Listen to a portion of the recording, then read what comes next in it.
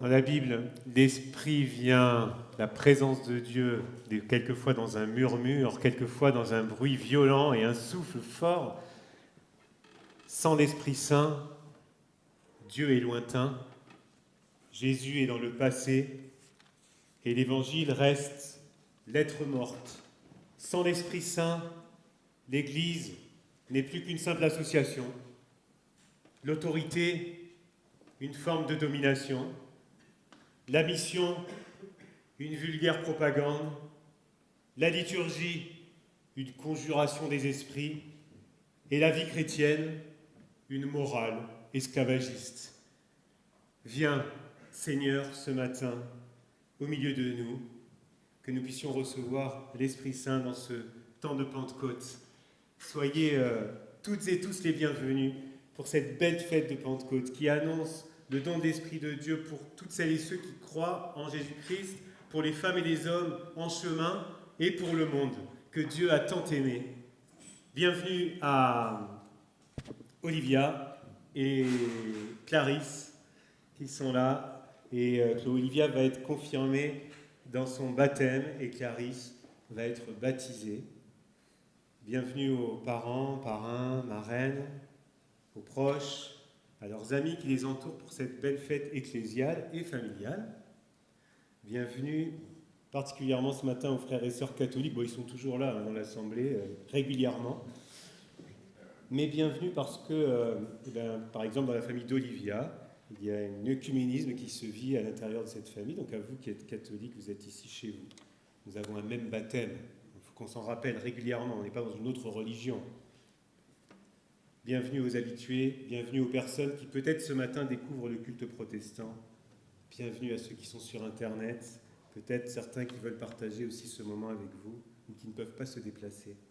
Oui, qui que vous soyez, vous êtes ici chez vous, quelle que soit votre origine, votre histoire, votre confession, votre genre, votre identité. Vous êtes accueillis par Dieu tel que vous êtes. Nous prions.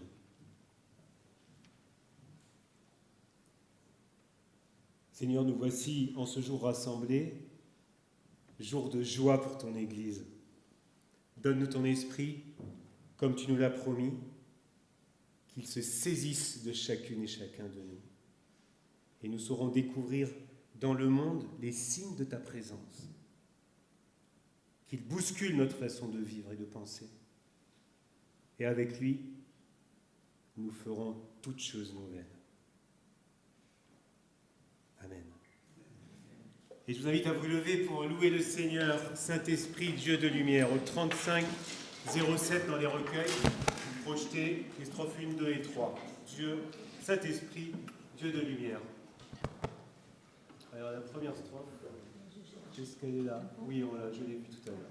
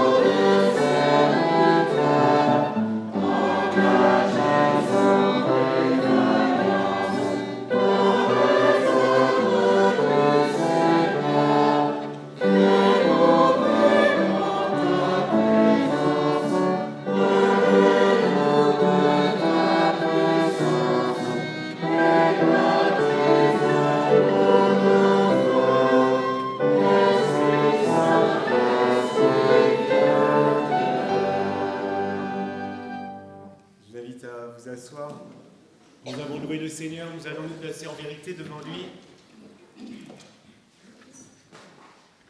Prions. Quand nous ne savons plus prier comme il faut, l'Esprit Saint vient au secours de notre faiblesse. Quand nous ne savons plus attendre comme il faut, l'Esprit Saint vient au secours de notre impatience. Quand nous ne savons plus pardonner comme il faut, l'Esprit Saint vient au secours de notre impuissance. Quand nous ne savons plus espérer comme il faut, l'Esprit Saint vient au secours de notre incrédulité. Tant de choses encore nous restent cachées. L'Esprit Saint vient au secours de notre aveuglement. L'Esprit Saint vient au secours de notre infidélité. Toi qui veux ce que veut le Père. En Christ, tu nous as déjà pardonné. Amen. Et je vous invite à chanter en canon Esprit de sainteté. Je dirigerai, ne vous inquiétez pas. Je vous invite à vous lever. Nous continuons. L'Esprit Saint vient combler nos cœurs. Esprit de sainteté.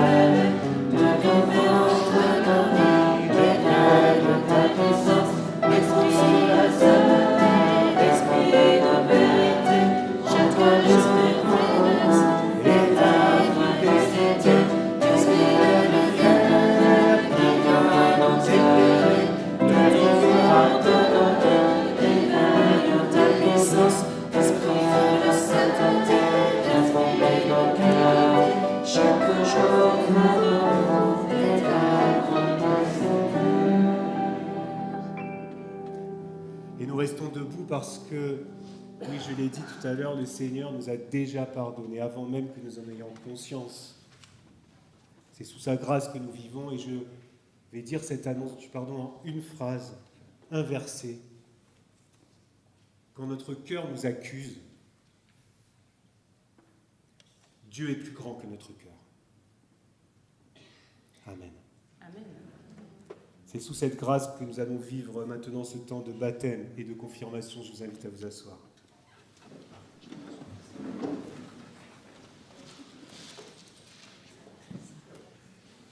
Oui, c'est une joie qui ne démarre pas juste là, hein, elle est montée la joie de ces derniers jours de vous accueillir Clarisse et Olivia, et tout particulièrement ce matin où vous avez décidé de faire un pas dans votre foi en demandant le baptême et en recevant la confirmation de l'alliance de ton baptême, Olivia.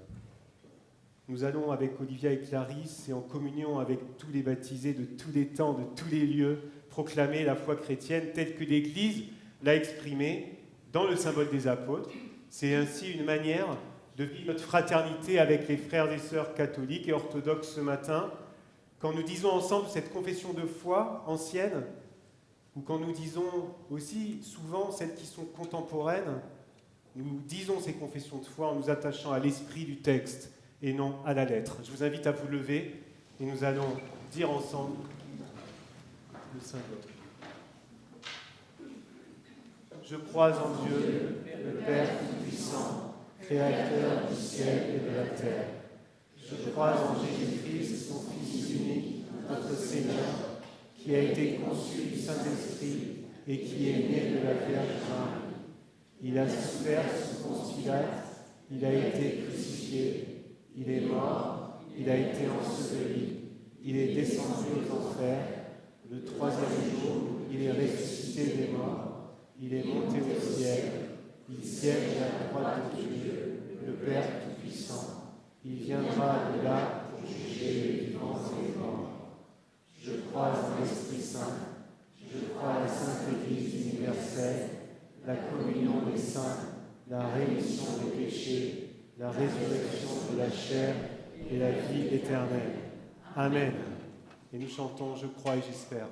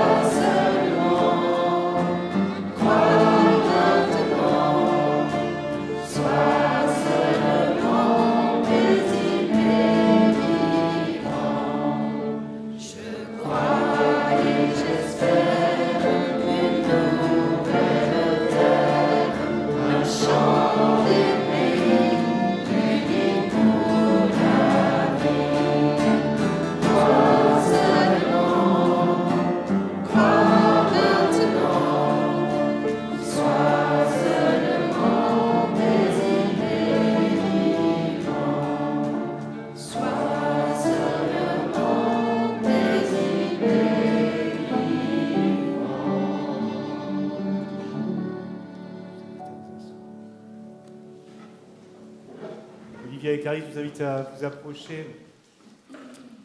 Avec Clarisse, viens ici.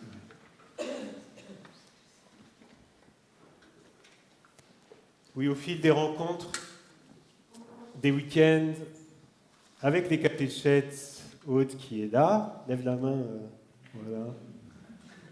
Avec des générations entières, voilà, quand même, je ne sais pas, 25 ans, et Nicolas, vous avez cheminé à la lumière de l'Écriture.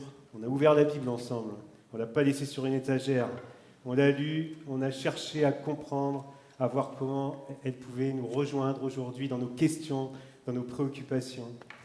Alors Clarisse, aujourd'hui, ces mots de la Bible ne sont pas restés enfermés dans la gaine du papier, ils sont devenus pour toi porteurs d'une bonne nouvelle, une parole vivante, Jésus-Christ. Il te connaît par ton nom, il t'accueille sans condition. Ainsi tu découvres, comme le dit l'apôtre Jean, que nous aimons Dieu parce qu'il nous a aimés le premier. Il y a de l'eau ici pour le baptême, et voici les dernières paroles du Christ dans l'évangile de Matthieu. Toute autorité m'a été donnée dans le ciel et sur la terre. Allez de toutes les nations, faites des disciples, baptisez-les au nom du Père, du Fils et du Saint-Esprit, et apprenez-leur à garder tout ce que je vous ai enseigné. Je suis avec vous tous les jours jusqu'à la fin du monde. Alors au premier temps de l'Église, tu le sais, Clarisse, le baptisé était plongé entier dans l'eau, comme s'il était noyé. Et baptisé, ça veut dire plongé, hein, noyé. Il en était retiré pour signifier sa naissance à une vie nouvelle. Et aujourd'hui, sur toi qui as demandé le baptême, de l'eau va être versée sur ta tête pour signifier ce fantastique passage. Le sens reste le même. Quoi qu'il puisse t'arriver, désormais, rappelle-toi qu'en Jésus-Christ, tu es passé de la mort à la vie, tu es une création nouvelle, fille de lumière, enfant de l'espérance et du salut. C'est l'œuvre de l'Esprit Saint. Et après avoir pris le temps de la réflexion et du discernement, tu vas maintenant donner ton témoignage avant le baptême. Et c'est un texte que tu as préparé. Et nous invitons parrain et marraine peut-être à te rejoindre. Il n'y a pas, non, c'est parrain et marraine, c'est de ton côté, pardon. Tu vas pouvoir dire cet engagement avec le micro qui est derrière toi. Est-ce qu'on la voit au fond? Ça va? Sinon je la fais monter. Sinon je te fais monter là.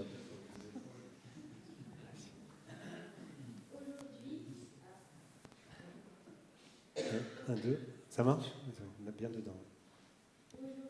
Non. Pourtant il est allumé. Non. Il est vert. Oh, ah oui, c'est bon. Aujourd'hui, si je choisis de me faire baptiser, c'est parce que ma foi est devenue très importante dans ma vie. Depuis que je suis née, Dieu et Jésus m'ont toujours accompagnée, même sans que je le sache vraiment. Puis un jour, ma famille m'a parlé de Dieu, m'a raconté les histoires de la Bible et m'a fait découvrir la foi. Depuis ce jour, je ne vis plus sans eux. Ma foi ne fait que grandir et mon amour pour Dieu grandira éternellement. Ils m'ont accompagné toute mon enfance et je sais qu'ils m'accompagneront tout au long de ma vie. Les paroles de Dieu et ce que j'ai appris dans la Bible m'aident beaucoup dans ma vie de tous les jours. Elles m'aident à réfléchir à mes actions, à mes choix et aux conséquences des choses. Grâce à cela, j'ai appris à voir certaines situations différemment et à grandir dans ma façon de penser et d'agir. Même quand je me sens seule ou perdue, je sais au fond de moi que je ne suis jamais vraiment seule. Parce que Dieu est avec moi et qu'il m'accompagne chaque jour. Dieu n'est peut-être pas une présence humaine que l'on peut voir, mais il est une présence vivante dans le cœur de ceux qui croient en lui. Sa présence dans ma vie m'apporte une paix intérieure et une force que personne ne peut m'enlever. Je voudrais aussi remercier ma famille, parce que c'est grâce à eux que j'ai pu connaître Dieu et découvrir la foi.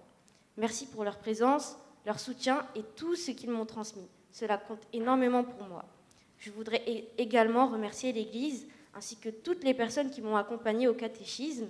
Merci de m'avoir écouté et aidé à mieux comprendre la parole de Dieu. Merci d'avoir pris le temps de répondre à mes questions, de partager votre foi avec nous et de nous aider à grandir dans la nôtre. Tout cela m'a beaucoup apporté et m'a aidé dans mon cheminement. Alors je souhaite avec beaucoup de gratitude m'engager pour l'Église. Aujourd'hui, je veux continuer à avancer avec Dieu dans tous les moments de ma vie, dans les moments heureux comme dans les moments difficiles. Ce baptême représente donc beaucoup pour moi, car c'est une décision sincère que je prends avec mon cœur.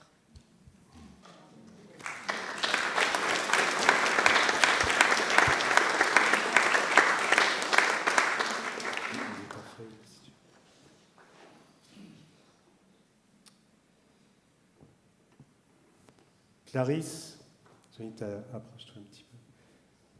Bon, ouais, voilà. Ça, on te voit quand même. Veux-tu être baptisé? Si c'est le cas, dis après moi, oui, je le veux. Jésus-Christ est le Seigneur. Oui, je le veux, Jésus-Christ est le Seigneur. Tu l'avais déjà dit en 2 pages, mais on veut le redire et le réentendre. Clarisse, approche-toi un petit peu. Clarisse, je te baptise au nom du Père, du Fils et du Saint-Esprit. Amen. Clarisse, j'ai une parole pour toi, et puis les catéchètes en auront une pour toi aussi. Dieu ne vient pas chercher en premier celles et ceux qui parlent fort et tout le temps. Il écoute aussi les cœurs. Alors que cette parole t'accompagne, c'est dans le calme et la confiance que sera ta force.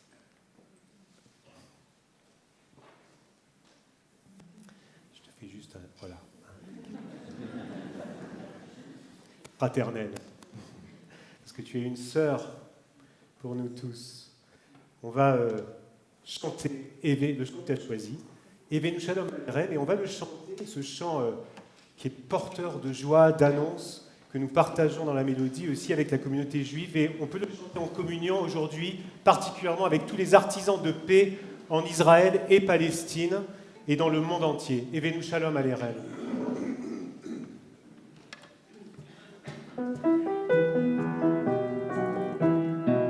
Evenu Shalom Aleichem, Evenu Shalom Aleichem, Evenu Shalom Aleichem, Evenu Shalom, Shalom, Shalom Aleichem. Nous annonçons la paix, nous annonçons la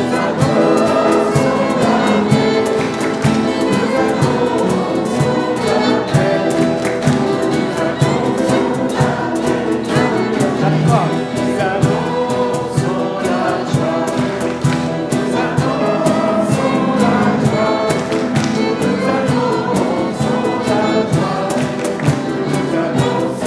la joie, l'amour, nous annonçons l'amour, nous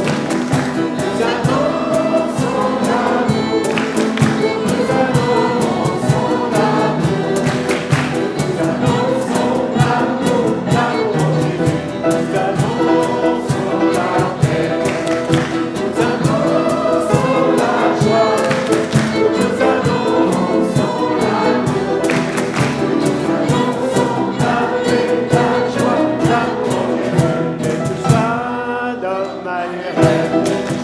Evenu Shalom Aleichem, Evenu Shalom Aleichem, Evenu Shalom Aleichem, Evenu Shalom, Shalom, Shalom Aleichem. Je vous invite à vous asseoir. Reste à côté d'Olivia, Clarisse, si tu peux bien. Voilà, toutes les deux ensemble dans cette démarche. Olivia, au moment de ton baptême, donc c'est ici? Non, c'était où son baptême? Hein? À Lagore, dans la belle famille. Tu étais portée, enfin je pense, tu n'étais pas resté entouré par tes parents, parrain et marraine, et après avoir pris le temps du discernement et de la réflexion, aujourd'hui tu as décidé d'assumer pleinement ton rôle dans cette alliance. Aujourd'hui, plus personne ne te porte, c'est debout que tu vas répondre à la confiance que Dieu place en toi, en exprimant, oui, cette confiance que tu places en lui. Je t'invite à dire ton engagement. Je suis en face de vous aujourd'hui pour confirmer mon baptême. Je crois en Dieu et en son Fils Jésus. Je crois au Saint-Esprit descendu du ciel en ce jour de Pentecôte. Dans mon quotidien, ma foi joue un rôle important. Elle m'aide à avoir des valeurs de persévérance, de bonté et de tolérance. Dieu traverse avec nous les épreuves de la vie et être bon tous les jours est très dur pour moi. Pour moi, la foi, ce sont les règles de vie en communauté que Dieu nous a données pour nous aider à être à son service. Je crois en Dieu car dans les moments difficiles, il m'aide à aller de l'avant. Prier pour les personnes qui ne vont pas bien m'aide à m'ouvrir au monde extérieur et à accepter qu'il existe d'autres façons de penser que la mienne. Si je suis là aujourd'hui, c'est grâce à Aude, qui à mes yeux représente l'espoir, la force d'avancer et de toujours persévérer. C'est aussi grâce à Isabelle qui m'a appris à découvrir la Bible et qui m'a raconté l'histoire de Jésus. Je remercie également ma grand-mère, Manou, qui m'a donné l'envie de prier et qui m'a aidée à le faire. Je viens d'une famille avec une culture œcuménique depuis plusieurs générations. Mon père est catholique et ma mère protestante. Je choisis de vivre ma foi au sein du protestantisme car j'y ai tout appris. Et le souffle de liberté dans cette église a beaucoup de valeur à mes yeux. J'ai envie de prendre part à cette église qui est mienne. Je pourrais aider à l'atelier biblique ou jouer de la musique de temps en temps l'année prochaine.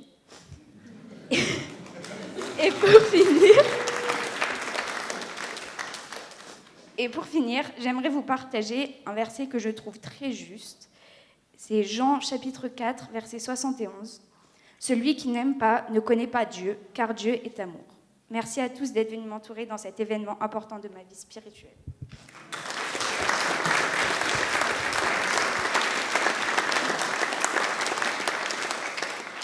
Olivia, continue à aimer les personnes que Dieu met sur ta route et t'ouvrir aux autres, et que cette parole t'accompagne. Dans Thessaloniciens, soyez toujours joyeux, priez sans cesse, soyez reconnaissants en toutes circonstances. Voilà ce que Dieu demande de vous dans votre vie avec Jésus-Christ. Et je vais... Bon, d'abord, je fais un petit comme ça, je vais donner la parole aux catéchètes qui veulent vous dire aussi quelque chose. On a plein de paroles à vous donner aujourd'hui. Oui, il va les prendre.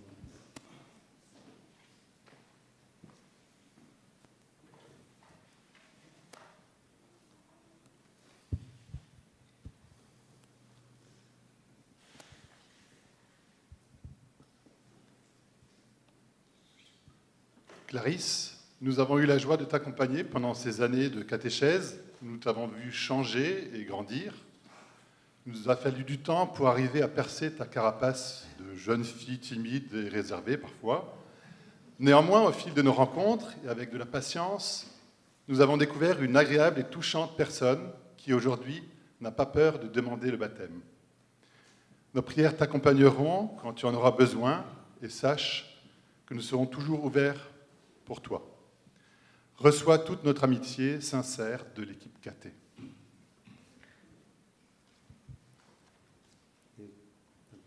Cadeau et donc un petit cadeau de la part de la paroisse. Le voyage des pères. Quand les disciples sont partis, il y a des pères qui se sont dit « Oula, mais ils vont où eux ? Ça va pas bien » et donc voilà, ça part du regard des pères qui se posent quand même des questions quand leurs enfants s'engagent.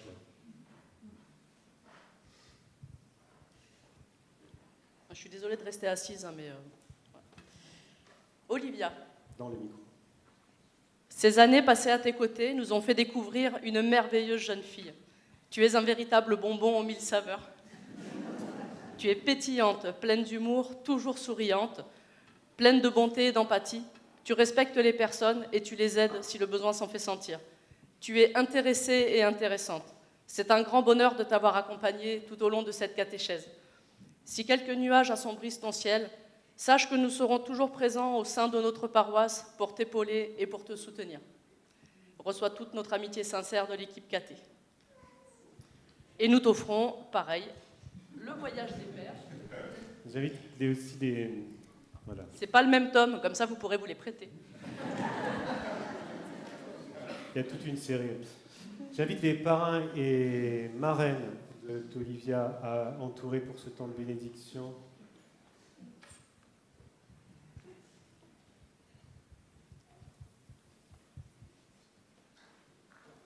Voilà, leur démarche est maintenant personnelle, elles vont devenir adultes, mais il y a des témoins sur leur route, des personnes qui les accompagnent. Viens, Clarisse, avec nous.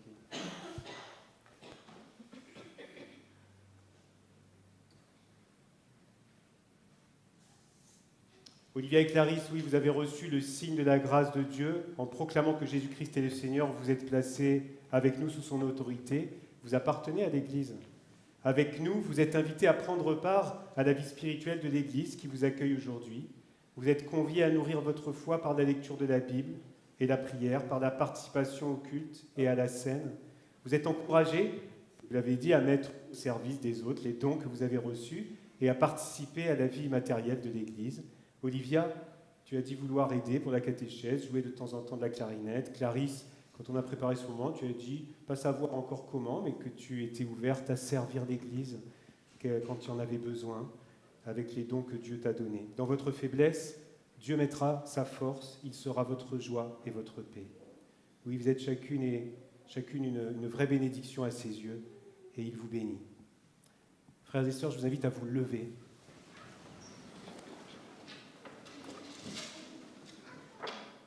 Vous êtes témoins de la foi et de l'engagement d'Olivia et Clarisse.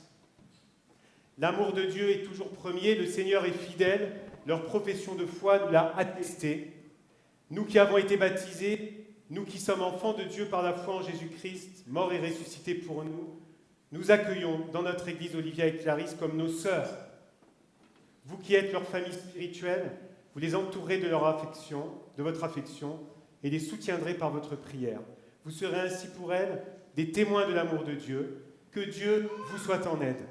Et nous chantons ensemble « Seigneur, dirige et sanctifie » au 23-09. Seigneur, dirige et sanctifie.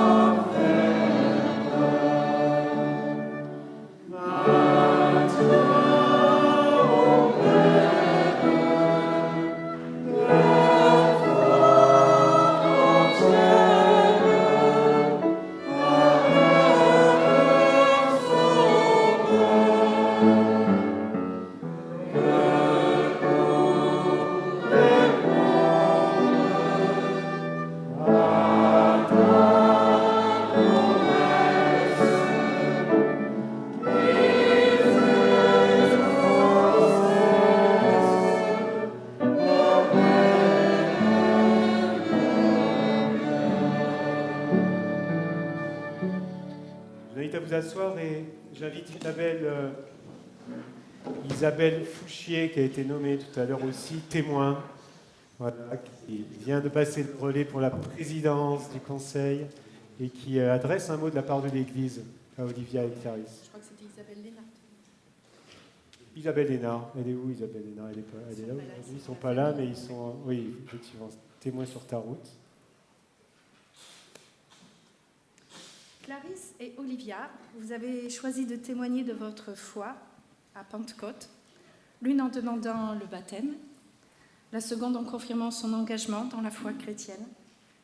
La communauté qui est là aujourd'hui, et je peux vous assurer qu'elle est beaucoup plus grande que ceux qui sont là ici, car plusieurs n'ont pas pu venir, est vraiment heureuse de ce pas de foi. Et c'est en son nom que je m'adresse à vous deux, aujourd'hui. Ce pas de foi marque à la fois un début, mais aussi une continuité. Le début d'une longue découverte, d'une vie où Christ va faire doucement sa place, en douceur, comme un souffle léger, comme l'a dit tout à l'heure Joël. Une vie où vous allez marcher avec lui, même si la plupart du temps, c'est lui qui marche à nos côtés, sans qu'on s'en rende compte. À la Pentecôte, les disciples reçoivent l'Esprit Saint. Ils ont été conduits à se lever. Ils sont devenus des témoins de l'Évangile. Et à la suite, vous êtes appelés à vous lever et devenir témoins du Christ et laisser l'Esprit agir en vous. C'est aussi, je le disais, une continuité, car cela fait un moment que vous participez à la vie de l'Église, vous l'avez dit, accompagnés par vos familles, les différents pasteurs, les monitrices, les catéchètes. Ils ont nourri votre démarche, dimanche après dimanche, à travers des temps d'échange fraternels et de rencontres. Et je leur adresse à chacun et chacune un grand merci pour leur attention, le temps consacré et leur affection. Une continuité que vous allez aussi pouvoir découvrir, parce que vous allez pouvoir aussi découvrir le groupe de jeunes et tous les délires et les joies qui y vont avec, j'en suis certaine. Oui, avec Christ, on ne cesse de grandir. C'est une belle amitié qui se consolide jour après jour et qui se nourrit de la lecture de la Bible, la prière, la vie en Église, dans la rencontre, un esprit critique et un brin d'audace, celle de faire confiance en Jésus. Alors osez aller plus loin, osez donner, osez faire confiance. Bienvenue dans notre grande famille. Alors voici vos pères, vos mères, vos frères et vos sœurs. Et comme dans toute famille, on ne les choisit pas. Mais vous pouvez compter, vous comptez pour nous et vous pouvez compter sur nous. Car nous prions pour vous et continuerons de le faire. Je vous confie aussi cette Église, c'est la vôtre, et vous y avez votre place et un rôle à jouer. Je terminerai sur une citation d'Antoine Nuis que j'ai lue dans le Regard protestant de cette semaine. L'esprit est comme le vent, il fait chanter nos histoires, danser nos vies, gonfler les voiles de notre navire. Même si on ne sait pas très bien le définir, on peut toujours ouvrir les mains, élargir son cœur, hisser sa voile pour lui le permettre d'inspirer notre marche à suivre à la suite du Christ. Que le Saint-Esprit soit votre ancre et que son souffle gonfle vos voiles. Merci.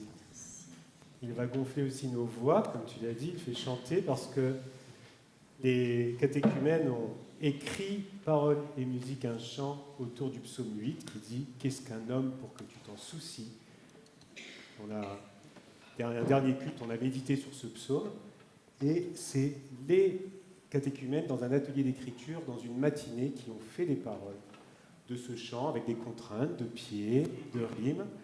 Et donc voilà, je vous invite, on ne va pas faire la chorale, on a dit, hein, venez quand même avec moi pour me soutenir, mais on va leur apprendre. Ils vont chanter avec nous. Du coup, j'ai pas de guitare branchée, c'est pas grave. Oui, peut-être la guitare, il faudrait que je la branche. Donc,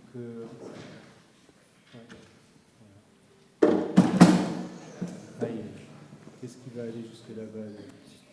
On va faire l'inverse. Est-ce que tu peux me donner le pupitre? Merci.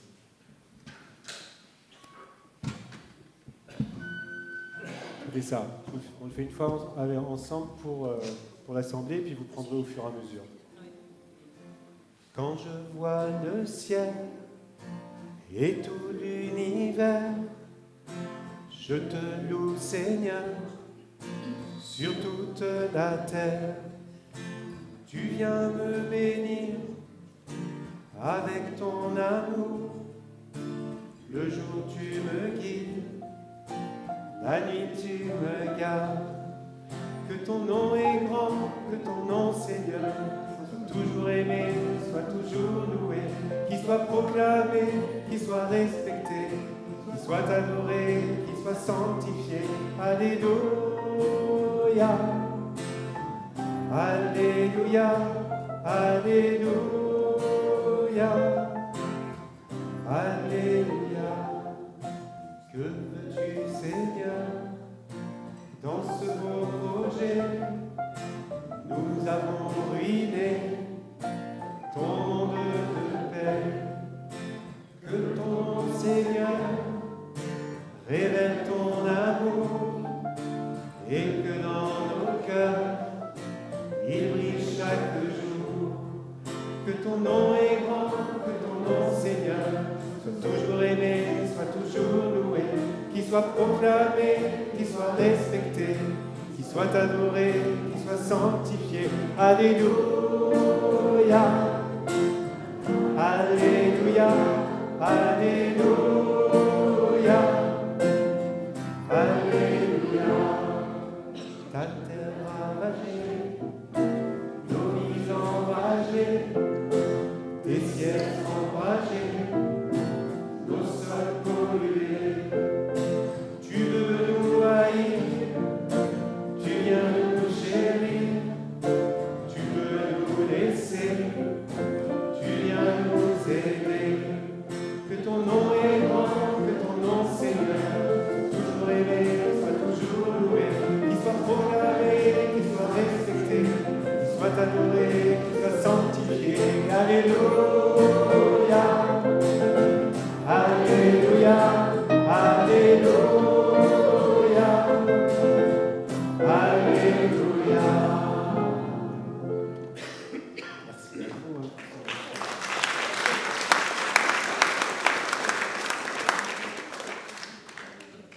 rendre le jack. Prends le jack. Voilà, hop.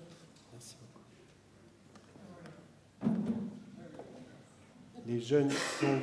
Les jeunes sont pleins de paroles, de témoignages.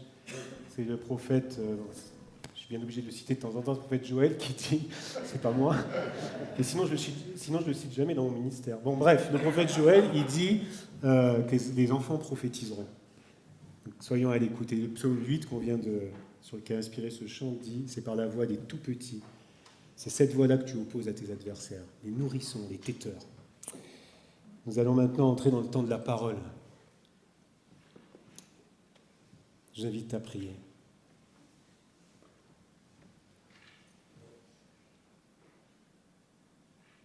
Oui, Père, nous voulons maintenant recevoir le Saint-Esprit pour inspirer ces 2 lectures que nous allons faire et la méditation sur ces textes-là, que cette parole nous rejoigne, touche nos cœurs, que nous puissions repartir différents pour nos vies aujourd'hui, pour demain et pour être témoins dans le monde.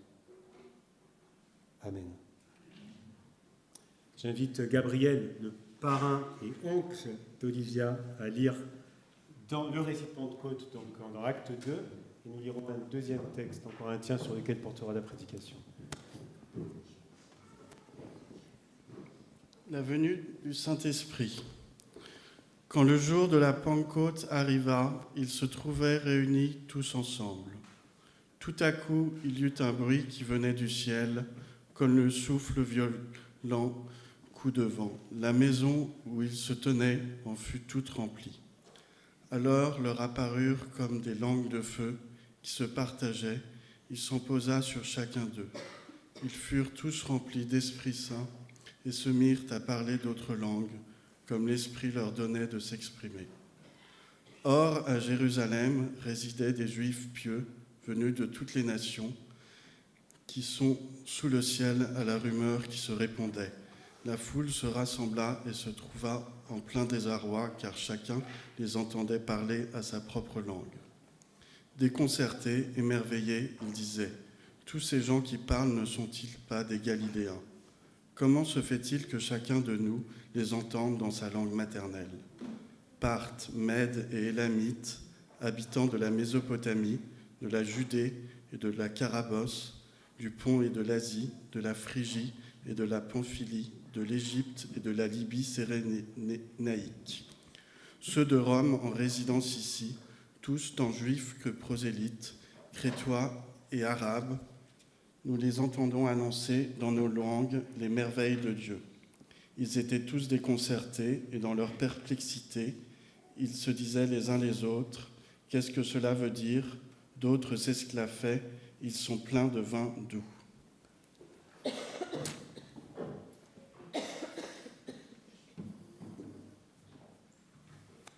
À 9h du matin, plein de vin doux, on ne sait pas trop. On va lire le 2e texte dans Corinthiens qui était proposé pour aujourd'hui. C'est 2 très beaux textes là qu'on lit aujourd'hui. Ce n'est pas des monuments parce qu'ils ne sont pas figés, mais les enfants, avant de le lire, j'aimerais simplement vous demander de choisir, si vous étiez un membre du corps, vous seriez quoi plutôt? La main, l'œil, l'oreille, les adultes aussi, vous pouvez choisir. Le pied, la tête. Alors, qu'est-ce que vous préférez? Alors, écoutez bien ce texte. Oui, la tête? La tête, bon. Vous allez voir que dans Éphésiens, la tête, c'est encore quelqu'un d'autre. Mais bon, on va en prendre la tête, très bien, parce qu'il faut penser. Et puis, voilà, c'est toi qui diras peut-être.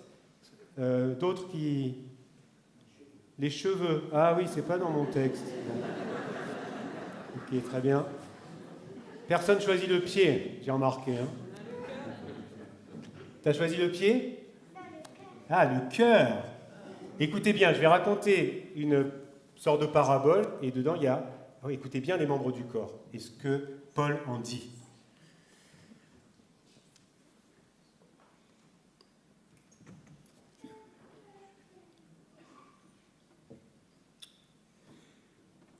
En effet, comme le corps est un, tout en ayant une multitude de parties, et comme toutes les parties du corps, en dépit de leur multitude, ne sont qu'un seul corps, Ainsi en est-il du Christ, car c'est dans un seul esprit que nous tous, soit juifs, soit grecs, soit esclaves, soit hommes libres, nous avons reçu le baptême pour appartenir à un seul corps et nous avons tous été abreuvés d'un seul esprit. Ainsi, le corps n'est pas une seule partie, mais une multitude. Si le pied disait « parce que je ne suis pas une main, je ne fais pas partie du corps », il n'en fera pas moins partie du corps. Si l'oreille disait « parce que je ne suis pas un œil, je ne fais pas partie du corps », elle n'en ferait pas moins partie du corps. Si tout le corps était œil, où serait l'ouïe? S'il était tout ouïe, où serait l'odorat? En fait, Dieu a placé chacune des parties dans le corps comme il l'a voulu. Si tous étaient une seule partie, où serait le corps? Maintenant donc, il y a une multitude de parties dans le corps, et un seul corps. L'œil ne peut pas dire à la main « j'ai pas besoin de toi », ni la tête dire aux pieds « je n'ai pas besoin de vous ». Bien au contraire, les parties du corps qui paraissent les plus faibles sont nécessaires. Et celles que nous estimons être les moins honorables du corps, nous les entourons d'un plus grand honneur. Ainsi, ce sont nos parties les moins décentes qui sont traitées avec le plus de décence, tandis que celles qui sont décentes n'en ont pas besoin. En fait, Dieu a disposé le corps de manière à donner plus d'honneur à ceux qui en manquaient, pour qu'il n'y ait pas de division dans le corps, mais que toutes les parties du corps s'inquiètent de la même façon les unes les autres. Et si une partie du corps souffre, toutes les autres souffrent avec elle. Si une partie du corps est glorifiée, toutes les autres se réjouissent avec elle. Vous êtes le corps du Christ, vous en faites partie, chacun pour sa part. Or, Dieu a placé dans l'Église premièrement les apôtres, deuxièmement les prophètes, troisièmement des maîtres. Ensuite, il y a des miracles, ensuite des dons de guérison, des aptitudes à secourir, à gouverner diverses langues. Sont-ils tous apôtres? Sont-ils tous prophètes? Sont-ils tous maîtres? Font-ils tous des miracles? Ont-ils tous des dons de guérison? Tous parlent-ils des langues? En langue? Tous interprètent-ils? Passionnez-vous pour les meilleurs dons de la grâce. Et Paul va continuer avec ce qu'on appelle l'hymne à l'amour sur la foi, l'espérance et l'amour. Relisez 1 Corinthiens en entier, vous verrez qu'il y a des trésors.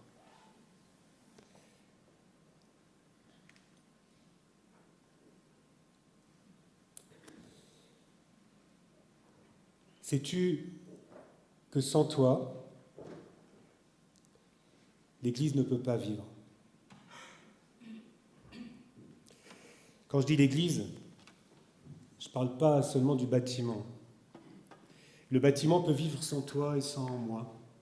On trouvera toujours de l'argent pour l'entretenir, ou bien il se dégradera et puis on le vendra. Voilà. Il continuera à vivre autrement. Je ne parle pas de l'Église, qui est seulement une apparence d'Église, un collectif qui essaie de vivre une tradition, de transmettre une vérité qu'elle croit posséder, ou des bonnes valeurs, ou préserver et honorer une histoire plus ou moins glorieuse, ou assurer un service minimum pour des personnes qui en ont besoin 2-3 fois dans l'année. Celle-ci, cette Église, ne se distingue pas des autres institutions nécessaires, mais qui ne sont pas l'Église. Quand je dis « sais-tu que sans toi l'Église ne peut pas vivre », je parle de la communauté vivante de Jésus-Christ.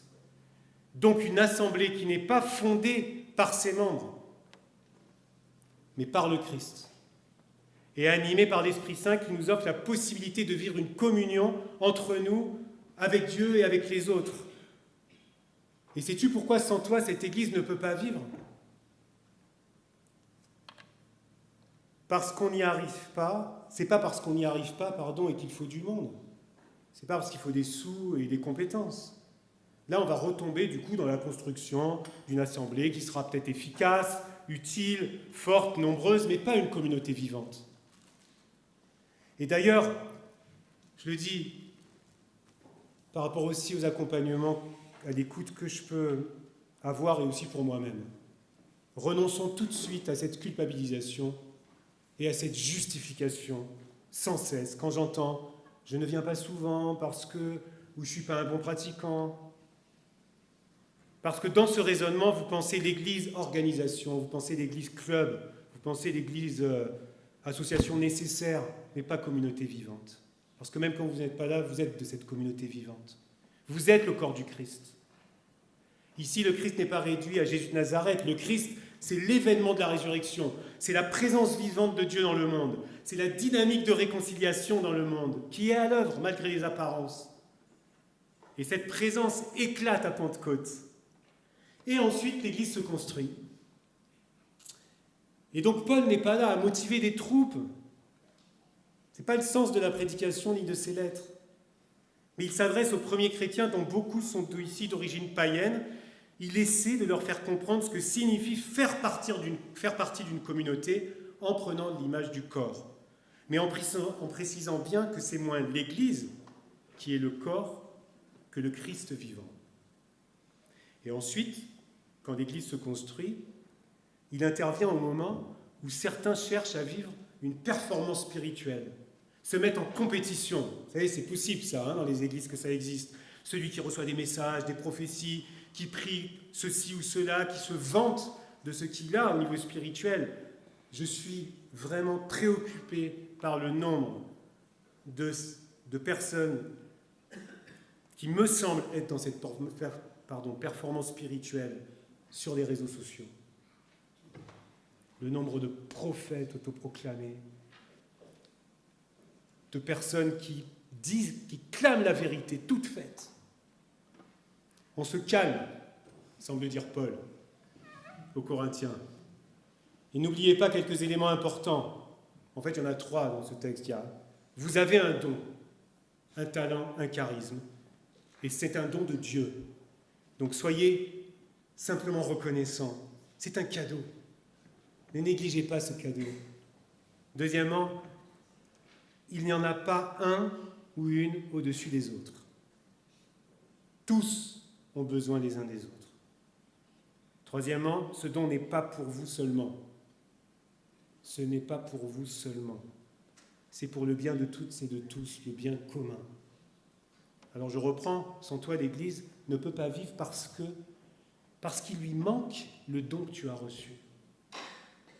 L'Église est une communauté vivante d'hommes et de femmes que Dieu appelle, à qui il donne un don. L'Esprit se manifeste dans la communauté et donne déjà aux apôtres le don de parler en d'autres langues pour que chacun puisse l'entendre dans sa langue maternelle.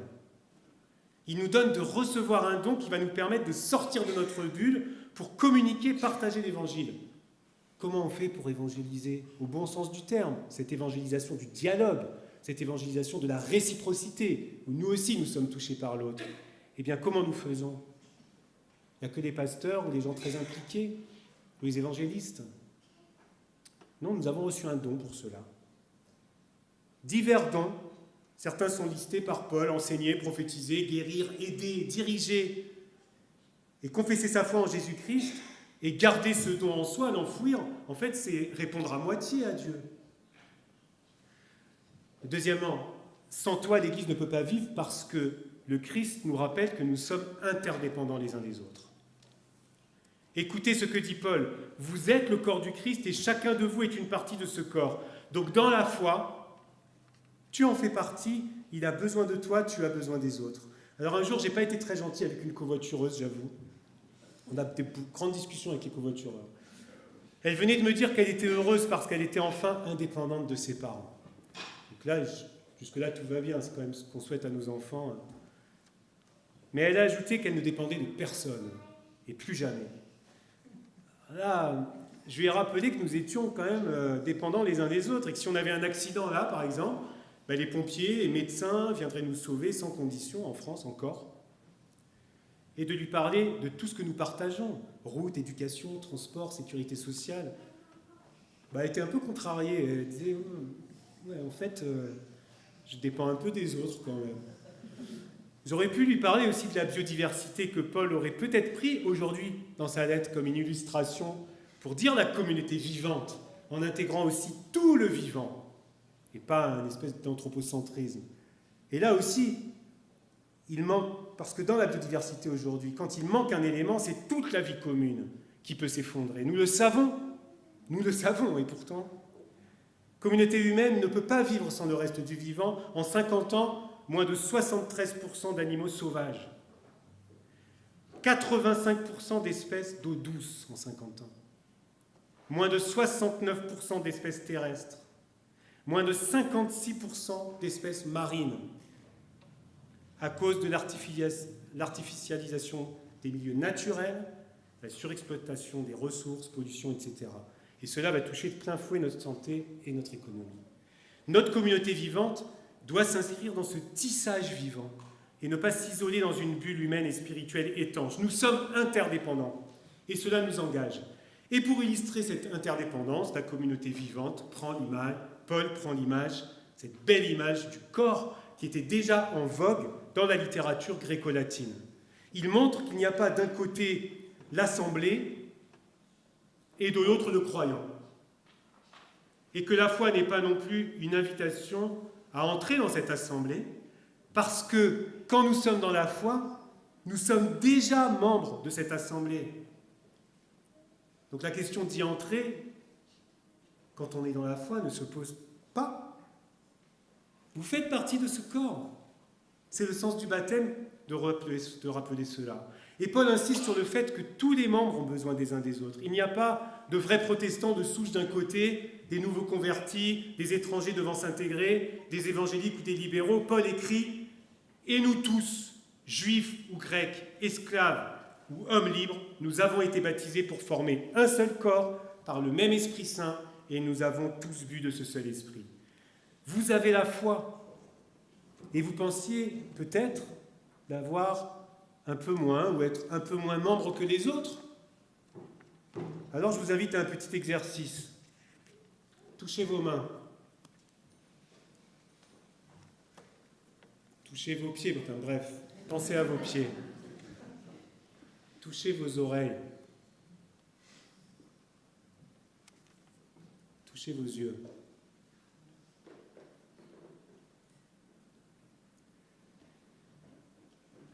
Voilà ce que Paul écrit. L'œil ne peut pas dire à la main « je n'ai pas besoin de toi ». La tête ne peut pas dire non plus aux pieds « je n'ai pas besoin de vous ». Et de rajouter ce qui est pour moi est central dans la Bible, sans doute l'un de mes passages préférés au sens où il guide tout mon ministère. Bien plus, les parties du corps qui paraissent les plus faibles sont indispensables. Indispensables. Celles que nous estimons le moins, nous les entourons de plus de soins que les autres. Celles dont il est indécent de parler sont traitées avec des égards particuliers. Si une partie du corps souffre, toutes les autres souffrent avec elle. Et si une partie est honorée, toutes les autres s'en réjouissent avec elle. Et Paul démontre que nous sommes interdépendants. Et il va plus loin en insistant sur le fait que c'est le membre le plus faible, vous l'avez entendu, qui est indispensable. Donc il ne s'agit pas d'un simple appel à faire attention aux plus petits, aux personnes en situation de handicap, d'aimer plus que les autres, d'inclure, mais de comprendre que sans lui, le corps ou elle, le corps ne peut pas vivre. La solidarité, c'est donc pas un devoir ici, c'est une œuvre bonne. Ce n'est pas un devoir ni une œuvre bonne. Elle est constitutive du corps. Sinon, le corps n'est qu'une apparence de corps, un corps mort-vivant. C'est cette vision de Paul qui est radicale.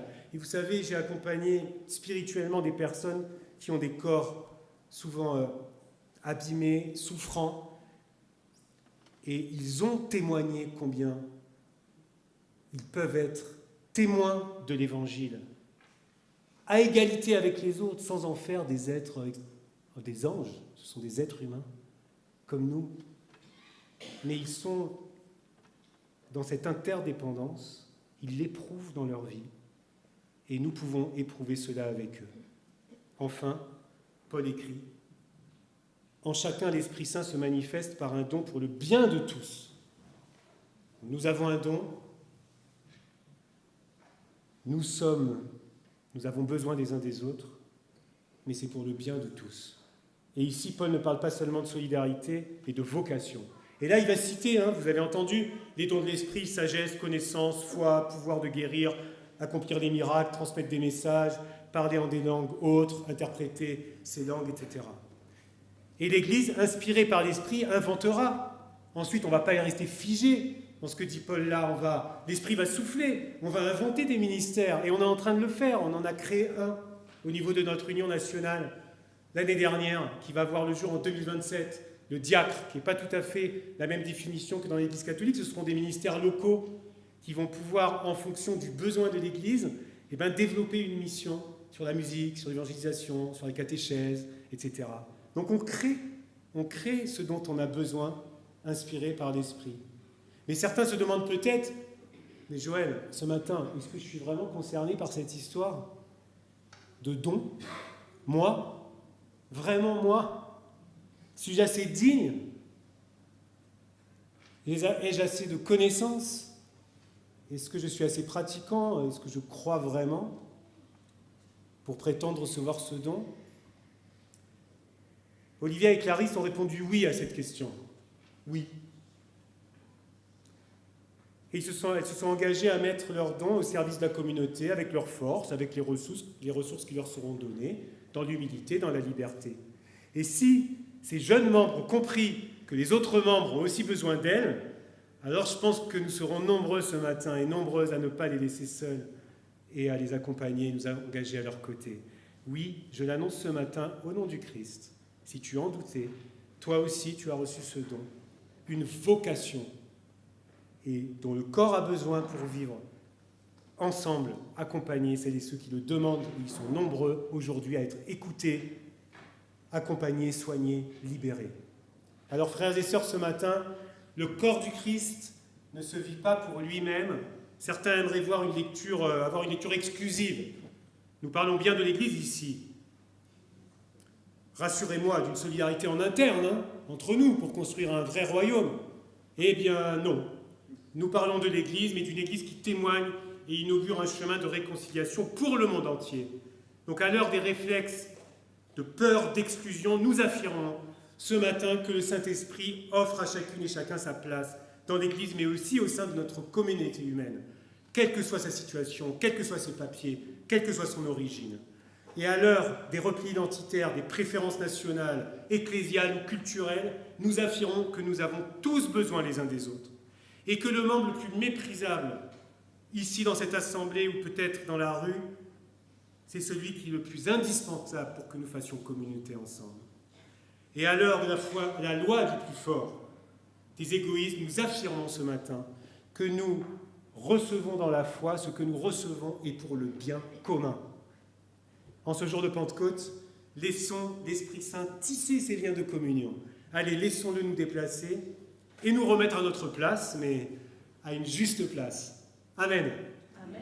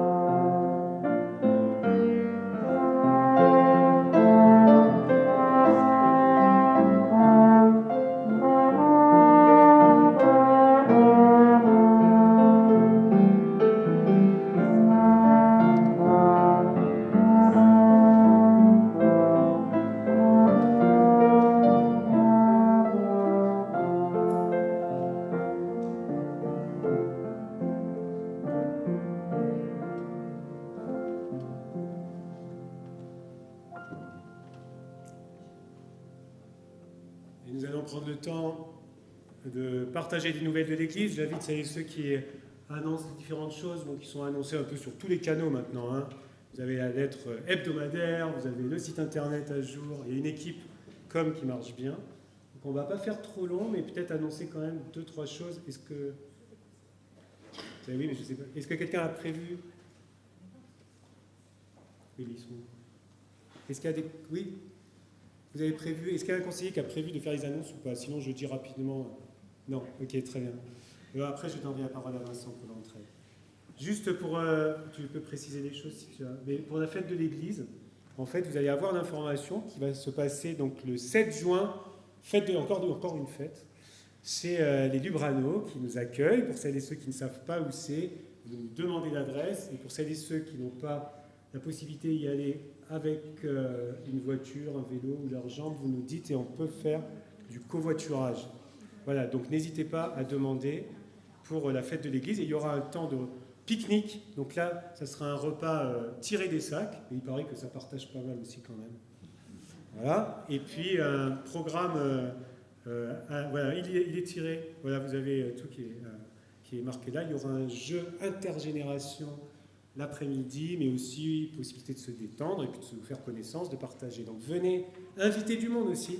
Il y aura aussi la chorale gospel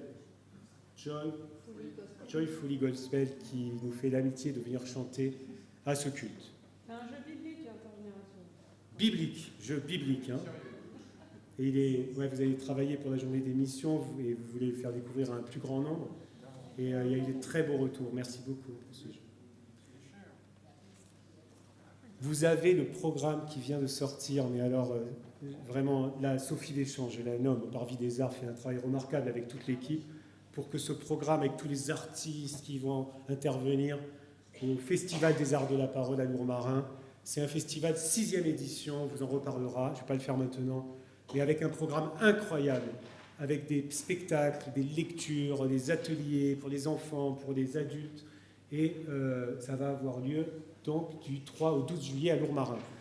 Juste vous dire que l'église d'Aix porte ce festival dans la prière, mais aussi avec matériellement, et nous allons chercher des personnes qui peuvent faire à manger pour que ça parte à Lourmarin, pour nourrir pendant le festival 30 bénévoles. Ça a marché les autres années, donc ça va marcher cette année. Il faut juste que vous vous signalez, c'est Nicole Lafont avec Vincent Vigé qui est là, qui vont coordonner. Donc vous aurez les informations dans la lettre hebdomadaire, mais dites-le nous déjà à Vincent ce matin si vous pouvez faire à manger pendant cette période. On vous expliquera comment ça arrive de votre cuisine jusqu'à Lourmarin. Voilà, je laisse peut-être... Ah oui, voilà, il y a encore, on va organiser un synode, on le redira ça. Il y a un appel à des couturiers et couturières, parce qu'on va fabriquer quelque chose pour les synodos. Le synode aura lieu à Lourmarin, le synode régional, en octobre, je crois, ou novembre. Je laisse la parole à Vincent pour l'entraide, puis on complétera si j'ai oublié quelque chose.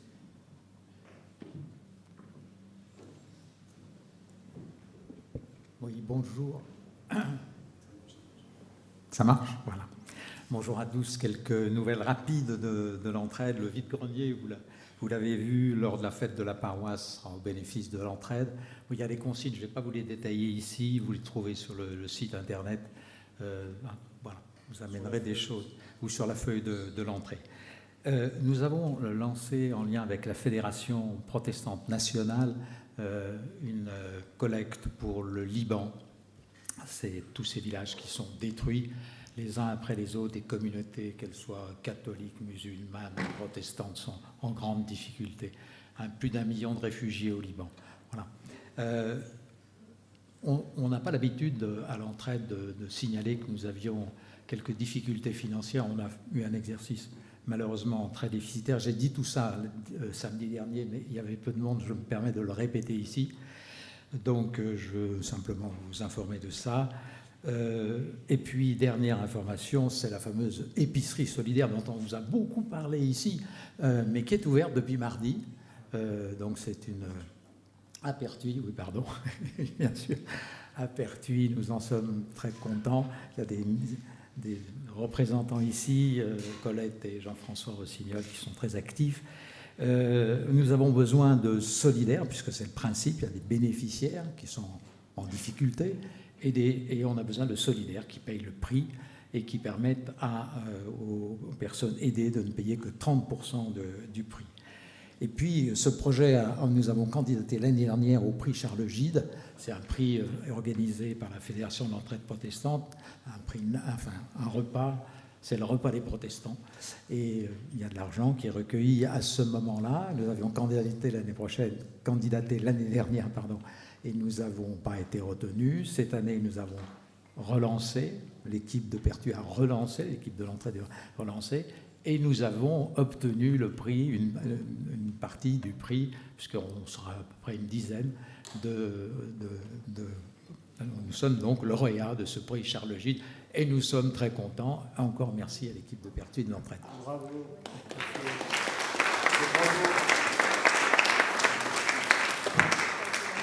Bravo pour tout ce travail aussi. Voilà. Et regardez ailleurs, Jean-François. Mais bravo à toute l'équipe. Vous êtes très contents. J'en entends parler depuis que je suis arrivé. Vraiment, c'était une belle promesse. C'est le temps de l'offrande. Juste vous dire qu'il y a une bonne nouvelle.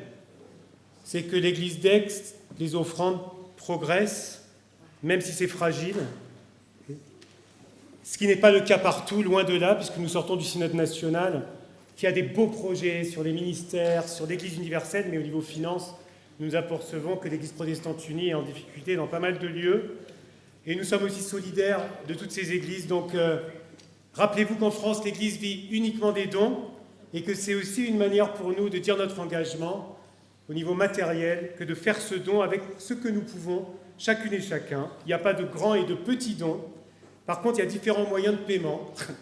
Donc, un panier connecté. Vous avez, il n'y a pas le code, mais vous avez aussi un QR code maintenant, ou le bouton don sur le site internet. Voilà, et vous pouvez faire le don. Faites-le avec joie et comme membre du corps.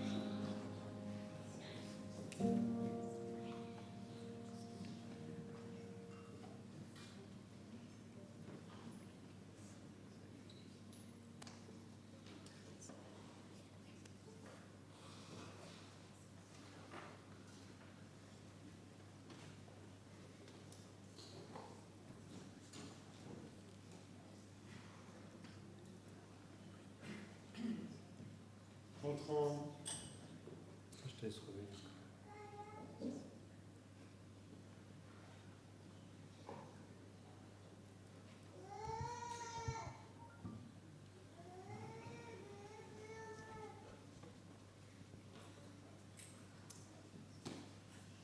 Voilà. Le panier, de toute façon, restera là pour si vous voulez revenir à la fin. Il marche encore, après le culte. Merci Vincent.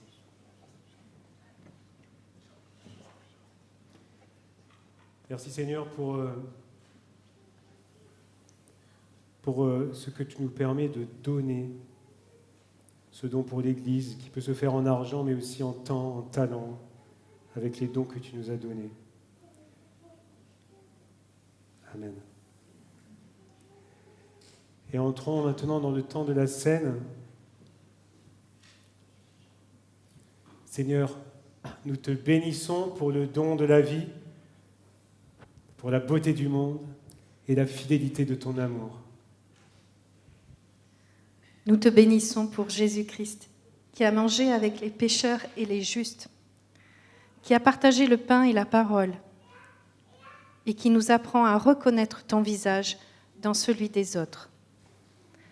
Par sa vie offerte, il a ouvert un chemin de réconciliation. Par sa résurrection, il a fait jaillir une espérance plus forte que la mort. C'est pourquoi, avec tous ceux et toutes celles qui, sur la terre et dans les cieux, t'adorent et te bénissent, nous célébrons sa présence par notre chant. Saint, Saint, Saint est le Seigneur au 62-42.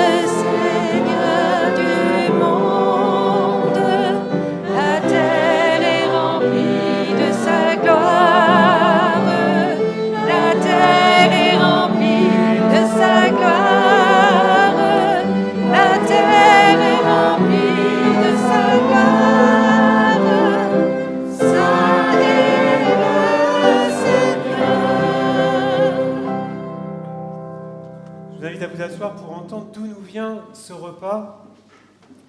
La nuit où il fut livré, Jésus prit du pain, il rendit grâce et le rompit et dit : prenez, mangez, ceci est mon corps donné pour vous, faites cela en mémoire de moi. Et de même, après le repas, il prit la coupe et dit : cette coupe est la nouvelle alliance en mon sang, versée pour vous et pour la multitude, pour le pardon des péchés. Chaque fois que vous en boirez, faites-le en mémoire de moi. Seigneur, envoie sur nous ton esprit pour que ce pain et ce vin nous rassemblent dans une même communion. Fais de nous des témoins de ton amour dans ce monde, des porteurs de réconciliation et de justice. Et nous voulons continuer notre prière pour les uns les autres, pour le monde. Esprit Saint, Esprit de Dieu, nous te rendons grâce d'avoir sans cesse renouvelé la vie de ton Église depuis la première Pentecôte. Nous te rendons grâce, tu as donné la force aux faibles, tu as délié la langue des muets et ils nous ont raconté tes œuvres magnifiques. Nous te rendons grâce.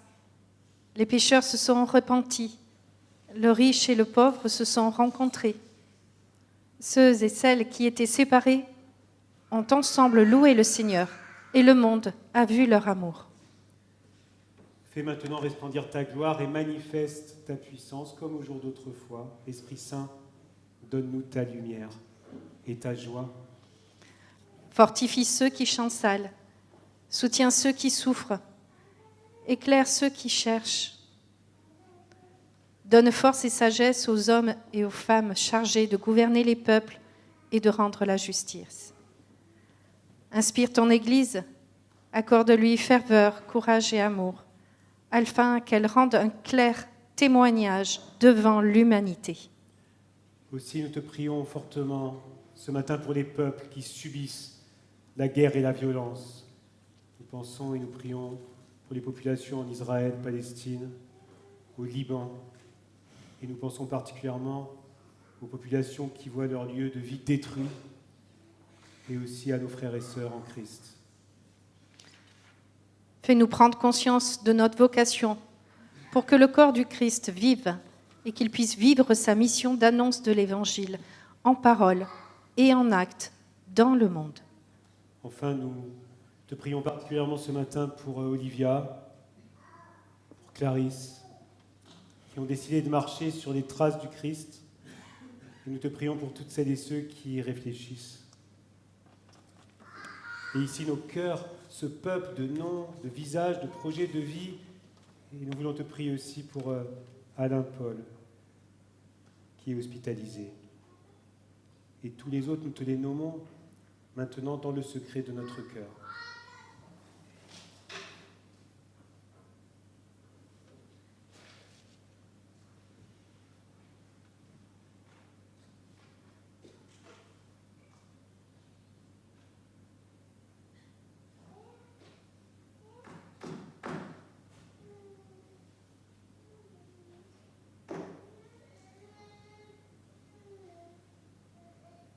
Père, tu connais le fond de notre cœur. Nous pouvons te dire tous ensemble maintenant, notre Père qui es aux cieux, que ton nom soit sanctifié, que ton règne vienne, que ta volonté soit faite sur la terre comme au ciel. Donne-nous aujourd'hui notre pain de ce jour. Pardonne-nous nos offenses, comme nous pardonnons aussi à ceux qui nous ont offensés. Et ne nous laisse pas entrer en tentation, et délivre-nous du mal. Car c'est à toi qu'appartiennent le règne, la puissance et la gloire, au siècle des siècles. Amen. Et je vous invite à chanter ce chant qu'on a déjà découvert il y a quelque temps. Inspire-moi, Seigneur. Inspire-moi, Seigneur, me voici devant toi.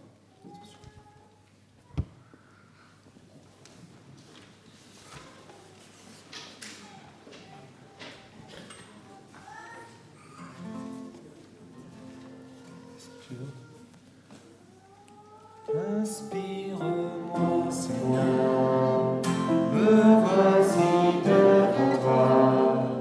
Inspire mes pensées, inspire mes combats.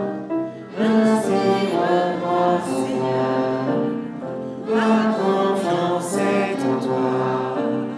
Réveille-moi chaque jour, l'effet de ton amour. Écoute ma prière, oh j'ai besoin de toi. Viens poser ta lumière, une lampe devant mes pas. Comment aimer sans toi? Comment choisir la vie? Que ta parole vive me nourrisse et m'envoie. Seigneur, par ta parole, tu guéris, tu consoles. Apprends-moi désormais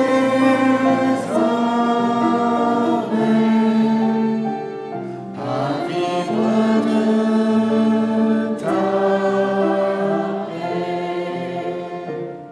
Je suis prêt à tomber au prix de tes bienfaits, la force d'espérer, l'élan pour résister, la joie de célébrer, sans oublier d'aimer, sans ignorer le frère, la sœur à relever, la justice en ton nom, le courage du pardon, le respect du vivant et de ta création.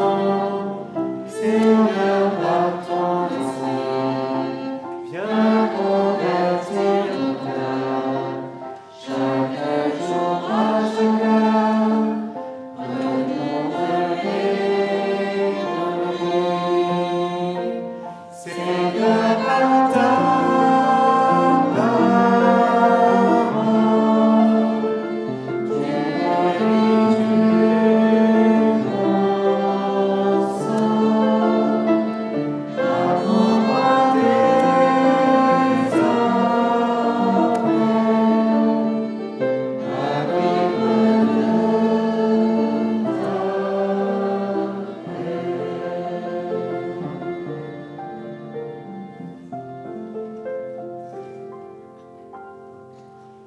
Et nous restons debout parce que nous sommes toutes et tous invités. Voici la table du Seigneur.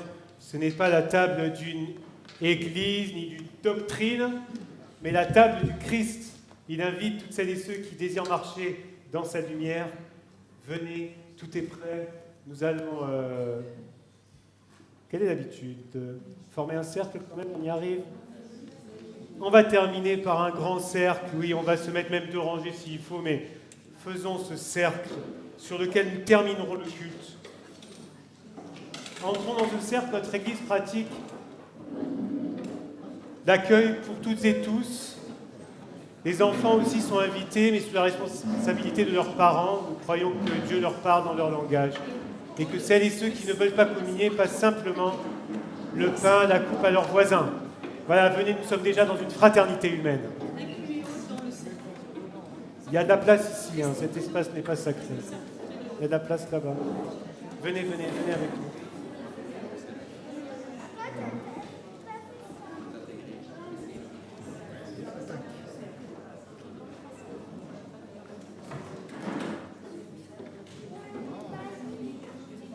Voilà, c'est un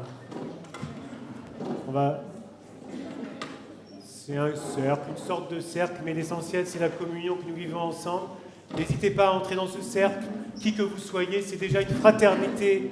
Nous sommes en fraternité humaine déjà, et que celles et ceux qui confessent que Jésus-Christ est le Seigneur prennent le pain, le vin, le jus de raisin, et celles et ceux qui ne souhaitent pas communier passent simplement le pain et le vin à leurs voisins. Nous pratiquons à Aix l'intinction, c'est-à-dire que vous allez avoir un morceau de pain sans le vin, un pain asile, et que vous tremperez quand vous le recevrez dans la coupe pour communier.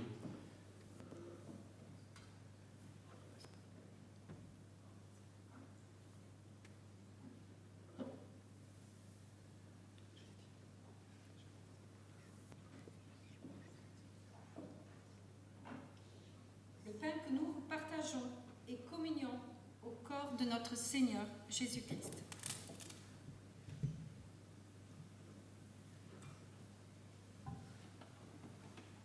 La coupe de bénédiction pour laquelle nous rendons grâce et communions au sang de notre Seigneur Jésus-Christ.